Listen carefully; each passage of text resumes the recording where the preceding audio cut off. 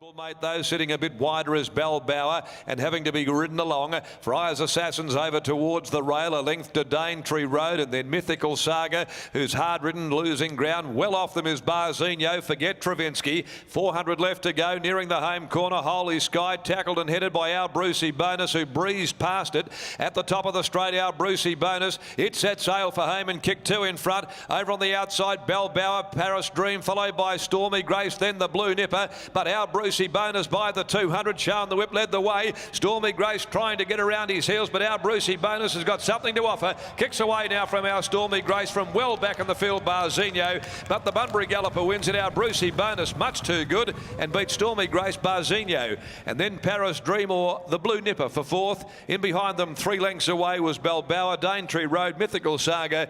Tiptoeing from the corner was Holy Sky. Friar's Assassins finished well back, and Travinsky had a good look at its rivals. It was back last all the way.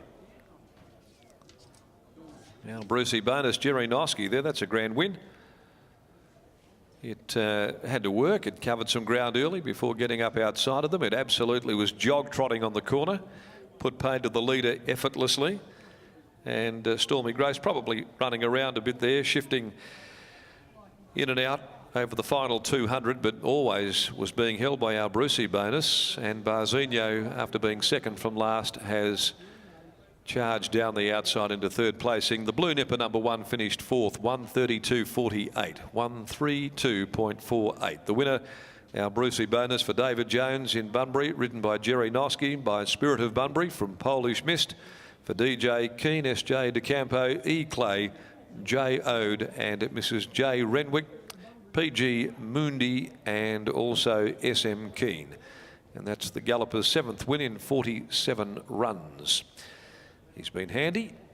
Over $100,000 in stake earnings throughout his career. He's had a couple of stables, but at the moment there, certainly ticking over very well for the astute Bunbury-based trainer David Jones. $5.02.10. Stormy Grace second by Hurricane Sky from Classy Grace, owned by Sarah Smith, trained by Ben Pearce, handled by Randy Tan, $2.20. Barzinho in third placing. The Hassanay de Canio gelding for Ganjemi Thoroughbreds and Mercon Racing, along with Dick Wade, D and J Coyne and A Vernals. Jared Noski, the rider for Chris Ganjemi, paid $1.20. Fourth one. It's 1 1/4 by 3/4. Race 5, the C Corp handicap at 320. Number 3, Tomahawk is out. Also scratched to 9, Swift Sis and 15, Mycroft. Clint Johnston Porter on 13, Klondike Kenny, and 14 scoreline to be ridden by Stephen Parnham. 8, 6, 2 and 1 as we take you down now to Adam, and he's with a trainer who certainly has no peer down there in the southwest of the state, David Jones.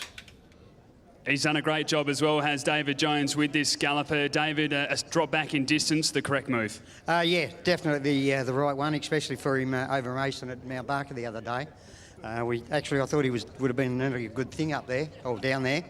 But I had a good talk to the owners after, and I said, well, let's go back to basics, drop him back in distance.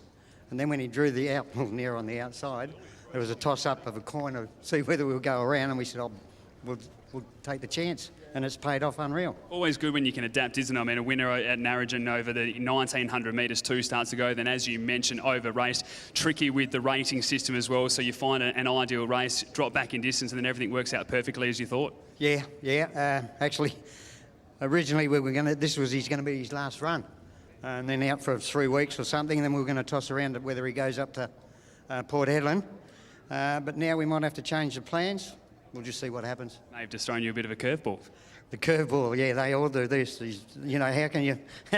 you can't pick them, true. Better to have a winning curveball than a losing one. Now, just tell us about Brucey Bonus. We've seen a couple of stables now, 7-year-old getting on. What have you noticed about it? Why the improvement in form?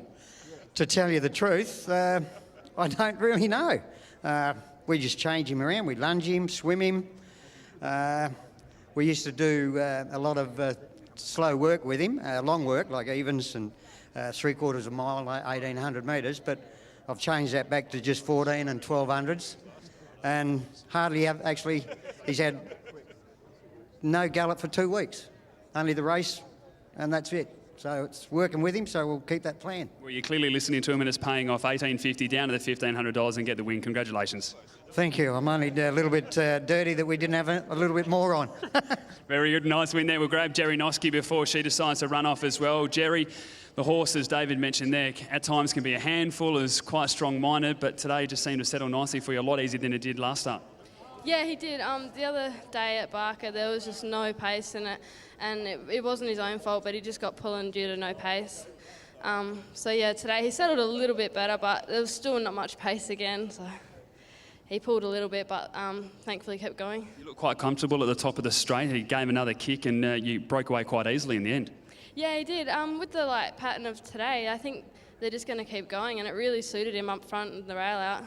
Barrier no concern when we took a look at the form after what you'd seen in the earlier races? It was a little bit when Davey wanted me to be 1-1, but yeah, thankfully it wasn't an issue. 1-1 from 12. Jerry Noski can get it done. Congratulations on the win. Thank you.